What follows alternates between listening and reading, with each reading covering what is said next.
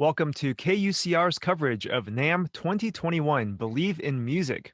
Today we welcome Dr. Michael Santucci, an audiologist and leading expert on hearing health for musicians and president of Sensaphonics.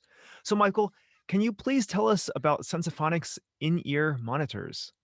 Sure. Well, I am a doctor of audiologist, and uh, it started with earplugs for musicians. My whole career was based and still is based around getting musicians to protect their hearing and to keep them working because hearing injury really does get in the way of the career.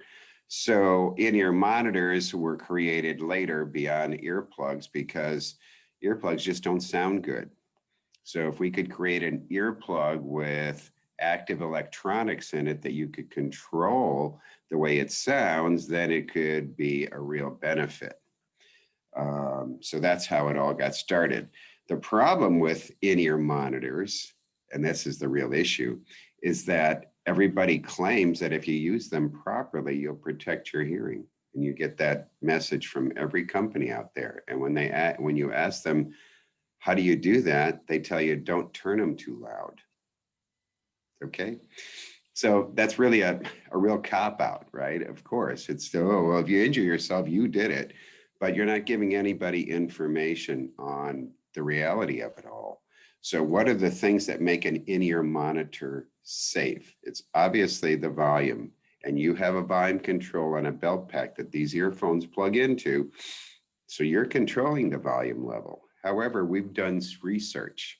We did a research study at Vanderbilt University in Nashville, right? And we had 90 trials of musicians comparing sound levels from their in-ear monitors to the floor monitors. We told them to turn it up to what they thought was comfortable. Turn your floor monitors to what you like, and we'll measure it in your ear. And I have a way to measure it at the eardrum.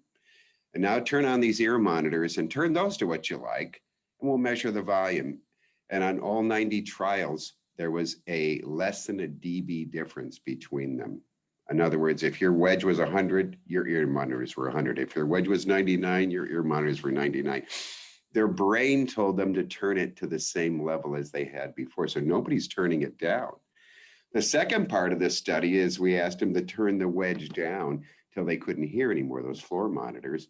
And when they turned the wedge down 2D, 3 dB, they were like, I don't think I could hear enough to want to play in front of people. So they couldn't turn it down very much. Turn your ear monitors down until you can't play. The average was 6 dB down, but people were down 10, 12 dB going, oh, it sounds good here. So if you tell people to move it to a lower level, they can actually use them as a safety device, depending on how much they block. So if you have a material that's got not much of an ear canal length on it, it doesn't block that much in your ear.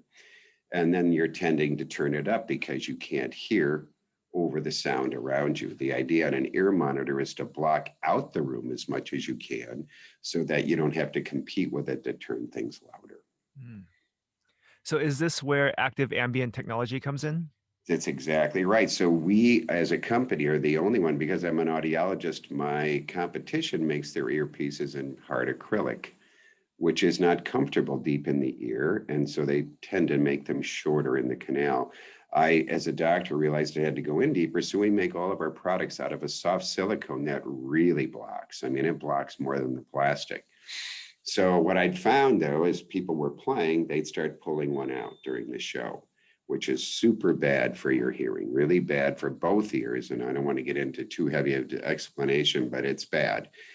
And so I'd ask them, why are you doing that? And they'd say, I don't think I hear as the same way.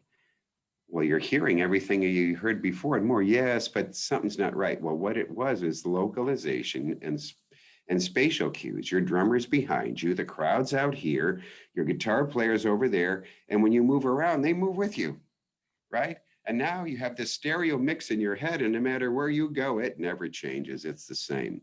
So they lose that spatial and localization sense. They're in a big room. It seems like they're in a small room. So they pull one out and they get part of that back. So to prevent that injury from taking one out, we put microphones, little tiny miniature microphones that can handle up to 140 dB of sound pressure and not break which is really important, or saturate, and they sound just like the ear with nothing in it. So now you have the ambience brought in, and you can control it with 3D ME. You can make it an earplug by turning it down. The mic levels go up and down, but you could also EQ the mic levels. So if your hearing's been compromised, you can add gain at certain frequencies where you didn't hear, and where it's too loud for you, you can take it down. And on top of it, it's got a built-in limiter that overall, very slow, will keep the peaks there, but you will get an average level that protects your hearing through the performance. So it serves all three functions: to be able to use as an in-ear monitor, to be able to use as an active earplug to hear things around you, and as a hearing protector with the limiter. It's got all three. Hmm, cool. So, a lot of my friends don't use ear protection while playing music or attending live events. And I know you touched on this, but why is it important to protect our hearing and why don't people do it more? You know, the interesting thing about hearing, and I ask this all the time. Here I work with musicians. I have a clinic here. I'm a doctor, so we manufacture and design. We see over 2,000 musicians here a year, professionals, and from all aspects of music. We also work with, so if some of your listeners are classical players, it's the same thing. The violinists in the Chicago Symphony, 70% had a notch of hearing loss in their left ear from their own violin. So I think why people don't protect their hearing, I've believed this for a while, is that it is the only sense that continually is on the job, never stops working. So when you're sleeping, the sense of hearing is to keep you alive. Basically, it was to keep animals from sneaking up behind you and killing you, because if you couldn't see them, they'd just kill you. They'd all wait for you to walk by and kill you from behind. So you had to be able to hear them. It also kept these animals, they're great amplifiers that you could hear far away coming towards you, and you can get out of there quick enough. So these great amplifiers and were there all along, and yet now we throw amplification on them, and so the injury's there. But why people are so unconscious to that injury is because this is the only sense that never shuts down. And that's my opinion. Nobody's said this piece, I don't know if they have, but it's on all the time. It's listening for your alarm clock, or your baby crying, or it's a smoke alarm, or somebody breaking in, so that it's always searching for information. Your other senses, you shut your eyes all the time when you blink. So you can understand what vision loss and blindness is, and boy, that's bad. And your brain tells you to avoid it, but your brain can't tell you about, it's like breathing. You just don't think about it like hearing until you can't do it, because it's on all the time.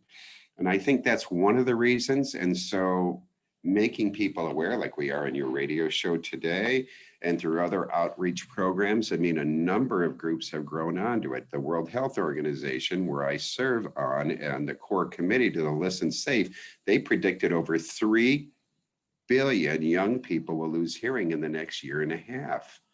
Next 15 years, I'm sorry, because of loud listening devices and the world getting louder. So they're making waves about it. The Grammy Foundation has made waves about it. Music Cares. There is a number of groups that have gotten involved with getting this on board. Audiologists are now learning more about music and how to help prevent hearing loss. So the movement is moving and is going. And I think getting information in front of people about their hearing makes you a little bit more aware, when you can actually see it and visualize it and hear stories about how bad it is without it. Hmm. Lastly, where can our viewers get more information on Sensaphonics? Our website is sensaphonics.com, sensaphonics.com. There's lots of information on the website. There's good interactive stuff. There's all kinds of things that you'll find very interesting there. You can also contact us at saveyourears@sensaphonics.com with questions or comments. Well, thank you, Dr. Santucci. It's been a pleasure. Hope to see you next year at NAMM. Thanks, Elliot. See you.